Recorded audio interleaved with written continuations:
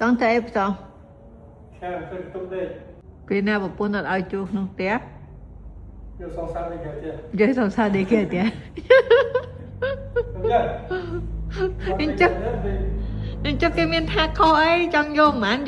vô mà đi tới nâng chạy tiền nâng ban kia chui ủng rau cái đây em mía mà chết mi sợ bại chết không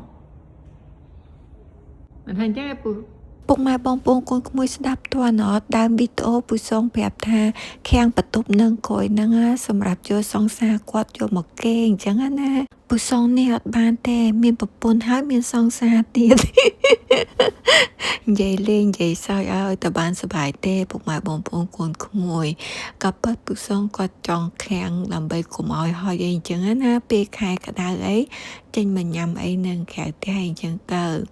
និយាយទៅគាត់ចង់ទៅហាងអង្គុយនឹងក្រៅផ្ទះញ៉ាំនេះញ៉ាំនោះអញ្ចឹងណាខែល្ងាអីក៏អត់ល្ងាដែរដោយសារយើងខាំងប៉ុន្តែចាយអត់ជួយចិត្តដោយសារខាំងទៅវាឃើញដូចស្អុះស្អាប់ដូចថាអត់ស្លាស់មុខស្លាស់មាត់ដូចឃើញចង្អៀតអញ្ចឹងណាចាយអត់សូវជួយចិត្តហើយពូសងនិយាយទៅប្រសពស្អីក៏គាត់ធ្វើបានដែរនៅក្នុងផ្ទះមិនថាកិច្ចការងារក្នុងផ្ទះក្រៅផ្ទះហើយបើខាងជាងវិញអូយនិយាយពីថាជំនាញហ្មងគាត់ថាជំនាញធ្វើបានតែក្នុងផ្ទះឯងណាមិនមែនជំនាញធ្វើយកលុយអីទេហើយអញ្ចាំងជុំវិញហ្នឹងសើទៅពូសងខាងទាំងអស់អាប៉ង្កសីជុំវិញហ្នឹងហើយគាត់ចង់ខាន់មកកណាត់ធ្វើដូចបន្ទប់ដើម្បីញ៉ាំបាយញ៉ាំអាហារញ៉ាំនេះញ៉ាំនោះកុំឲ្យហើយអីអញ្ចឹងណាធម្មតាបើយើងបើកទលំទលាយអញ្ចឹងហើយអីវាកខិចអីអញ្ចឹងទៅហើយនៅខាងក្រោយទៅហាខាងក្រោយផ្ទះចាយក៏មានម៉ាស៊ីនត្រជាក់ម៉ាស៊ីនក្តៅដែរគាត់ចង់ខាំងទៅនៅដូចជាបន្ទប់មួយអញ្ចឹងណាប៉ុន្តែចាយអត់ជួយចិត្តឥឡូវគាត់ចាប់ផ្ដើមរស់ហើយខំទៅទិញឈើដឹកឈើគេធ្វើជាងណាតែពេលចាយថាចាយអត់ជួយចិត្តគាត់ក៏តាមចិត្តចាយដែរគាត់ចាប់ផ្ដើមរុះទៅហើយចាយនៅក្នុងផ្ទះគឺធ្វើម្ហូបព្រឹកមិញតែសាទិញបានមន់ដើរដី2ដែរមួយក្បាលគឺចាយឲ្យគេផ្លះដោយពុកម៉ែបងប្អូនកូនក្មួយឃើញអញ្ចឹងដើម្បីចាយយកមកធ្វើមន់អាំងអញ្ចឹងណាហើយមួយក្បាលទៀតចាយពុះជា2មួយចំហៀងគឺចាយធ្វើបរមាន់មួយចំហៀងទៀតទុកឆាគ្រឿងឆាខ្ញីឆាអីអញ្ចឹងទៅនិយាយទៅញ៉ាំលៃលោកណាស់ដែរហ្នឹងហើយនៅនេះ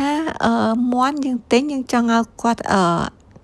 អាវយើងទួយក៏គាត់ដែរនិយាយទៅយើងចង់ឲ្យគាត់ធ្វើមិនគឺគាត់ធ្វើតាមបេះដូងយើងអញ្ចឹងណាសម្រាប់ចាជួយចិត្តឲ្យគាត់ធ្វើឲ្យស្រាប់ជួនកាលឲ្យគាត់តូចដើម្បីចាយយកមកឆាអីអញ្ចឹងទៅដោយសារតាយកមកកាប់ខ្លួនឯងក៏វាថាវាមិនស្រួលនិយាយរួមហើយវាបែកឆ្អឹងញ៉ៃតែនៅផ្សារគាត់មានម៉ាស៊ីនផុនគាត់ដូចឈើអីអញ្ចឹងណាតែនេះឆ្អឹងអីអញ្ចឹងទៅវាអត់បែកឆ្អឹងអត់បែកអីពេលយើងញ៉ាំក៏វាមិនពិបាកដូចថាយើងខំទៅត្រូវថ្មិញយើងបែកថ្មិញយើងអីអញ្ចឹងណាហើយនៅនេះបើថ្មិញផេះថ្មិញបែកឬមួយថ្មិញបាក់អីអង្គើបាក់អីអញ្ចឹងណាសិតតែឈឺហើយឈឺដោយសារអីមិនឈឺសាច់វាឈឺហើយណាឈឺទាំងលុយទៀតគឺថាថ្លៃខ្លាំងហ្មងដូចហើយយើងដាក់ថ្មិញមកគ្រាប់អញ្ចឹងកាសេរីចាប្រហែលជា2ឆ្នាំមុនទៅ3ឆ្នាំមុនទេប្រហែលខ្ទង់ប៉ុណ្ណឹងចាដាក់មកគ្រាប់7,000ណាហើយបើសិនជាឥឡូវប្រហែលជាឡើង8,000ទៅ9,000អីដឹងមើលទៅម្ល៉េះហើយខ្លាចជាងគេគឺថ្មិញនឹងហ្មងឈឺទាំងលុយឈឺទាំងសាច់